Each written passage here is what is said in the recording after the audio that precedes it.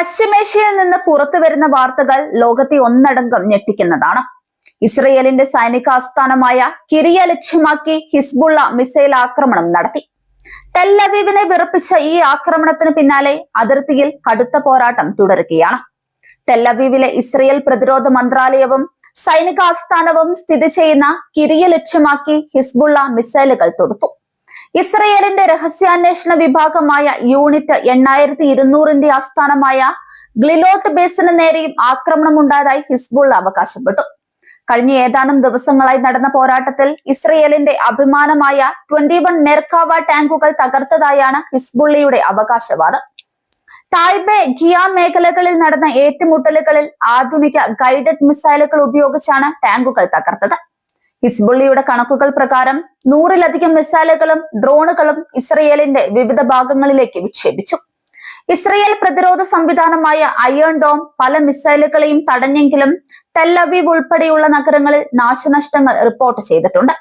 എന്നാൽ ലോകശക്തിയായ അമേരിക്കയ്ക്കും പശ്ചിമേഷ്യയിലെ കരുത്തരായ ഇസ്രയേലിനും യുദ്ധത്തിന്റെ നിയന്ത്രണം നഷ്ടമായോ?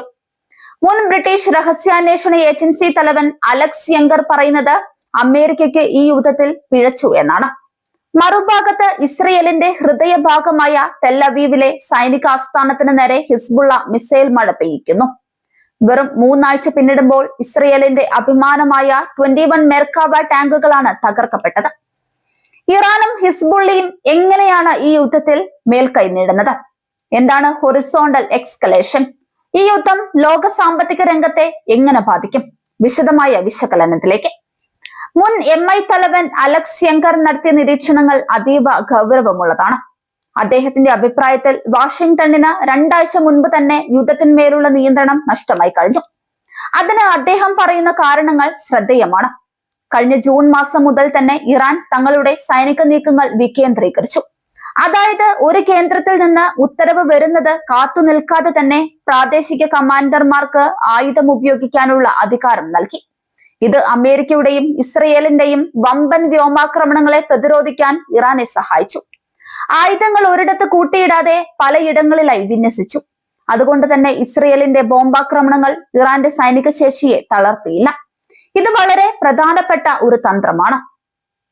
യുദ്ധം ഒരിടത്ത് ഒതുക്കി നിർത്താതെ തങ്ങളുടെ പരിധിയിലുള്ള അമേരിക്കൻ കേന്ദ്രങ്ങളെയും സഖ്യകക്ഷികളെയും ഒരേ സമയം ആക്രമിക്കുക എന്നതാണ് ഈ രീതി. ഇത് അമേരിക്കയ്ക്ക് മേൽ വലിയ സാമ്പത്തിക സൈനിക സമ്മർദ്ദമുണ്ടാക്കുന്നു. ഇസ്രയേലിന്റെ ഏറ്റവും സുരക്ഷിതമെന്ന് കരുതപ്പെടുന്ന മെർക്കാവ ടാങ്കുകൾ ഹിസ്ബുള്ളയുടെ ആധുനിക ഗൈഡഡ് മിസൈലുകൾക്ക് മുൻപിൽ തകരുകയാണ്. 21 ടാങ്കുകൾ തകർന്നു എന്നത് ഇസ്രയേൽ സൈന്യത്തിന്റെ ആത്മവീര്യത്തെ ബാധിച്ചിട്ടുണ്ട്. ഇസ്രയേലിന്റെ ഇന്റലിജൻസ് വിഭാഗമായ യൂണിറ്റ് 8200ന്റെ ആസ്ഥാനമായ ഗ്ലിലോട്ട് ബേസിനെ ലക്ഷ്യമിട്ടുള്ള ആക്രമണം ഇസ്രയേലിന്റെ കണ്ണിനെയും ചെവിയെയും തകർക്കാനുള്ള ഹിസ്ബുള്ളയുടെ ശ്രമമാണ്. ലെബനൻ അതിർത്തി കടന്ന് കയറാൻ ശ്രമിക്കുന്ന ഇസ്രയേൽ സൈന്യത്തെ ഗറില്ല പോരാട്ടത്തിലൂടെയാണ് ഹിസ്ബുള്ള നേരിടുന്നത്. മുൻകൂട്ടി തയ്യാറാക്കിയ തുരങ്കങ്ങളും ഒളിത്താവളങ്ങളും അവർക്ക് തുണയാകുന്നു. ഇറാൻ കളിക്കുന്നത് വെറും ഒരു സൈനിക യുദ്ധമല്ല, മറിച്ചൊരു ഊർജ യുദ്ധം കൂടിയാണ്. ഹോർമുസ് കടലെടുക്ക് ഇറാൻ നിയന്ത്രിക്കുകയോ ഭീഷണിയിലാക്കുകയോ ചെയ്താൽ ലോകത്തെ എണ്ണ വിതരണം തടസ്സപ്പെടും. ഇത് ലോകത്തെ പെട്രോൾ ഡീസൽ വില വർദ്ധിപ്പിക്കും. അമേരിക്കയിൽ ഡൊണാൾഡ് ട്രംപ് നേരിടുന്ന വലിയ വെല്ലുവിളിയും ഇതാണ്. യുദ്ധം നീണ്ടുപോയാൽ അത് അമേരിക്കൻ സമ്പദ് വ്യവസ്ഥയെ ബാധിക്കും. ഇറാനെ സംബന്ധിച്ചിടത്തോളം ഇത് അവരുടെ നിലനിൽപ്പിന്റെ പ്രശ്നമാണ്. എന്നാൽ അമേരിക്കയെ സംബന്ധിച്ചിടത്തോളം ഇതൊരു തെരഞ്ഞെടുത്ത യുദ്ധം മാത്രമാണ്. അതുകൊണ്ട് തന്നെ കൂടുതൽ നഷ്ടങ്ങൾ സഹിക്കാൻ അമേരിക്ക തയ്യാറായെന്ന് വരില്ല. യുദ്ധം 3 ആഴ്ച പിന്നിടുമ്പോൾ കാര്യങ്ങൾ ആർക്കും പ്രവചിക്കാനാകാത്ത രീതിയിലാണ് നീങ്ങുന്നത്. ആയത്തുള്ള ഖമേനി ഉൾപ്പെടെയുള്ള നേതാക്കളെ നഷ്ടപ്പെട്ടിട്ടും ഇറാൻ പതറാതെ നിൽക്കുന്നത് ലോകത്തെ അത്ഭുതപ്പെടുത്തുന്നുണ്ട്. ഡൊണാൾഡ് ട്രംപ് പ്രഖ്യാപിച്ച താൽക്കാലിക വെടിനിർത്തൽ ഇറാൻ തള്ളിക്കളഞ്ഞത് യുദ്ധം ഇനിയും നീളുമെന്നതിന്റെ സൂചനയാണ്. പാകിസ്ഥാൻ മുന്നോട്ട് വെച്ച സമാധാന ചർച്ചകൾ വിജയിക്കുമോ? അതോ ലോകം മറ്റൊരു വലിയ യുദ്ധത്തിലേക്ക് നീങ്ങുമോ? വരും ദിവസങ്ങളിൽ നമുക്ക് കാണാം.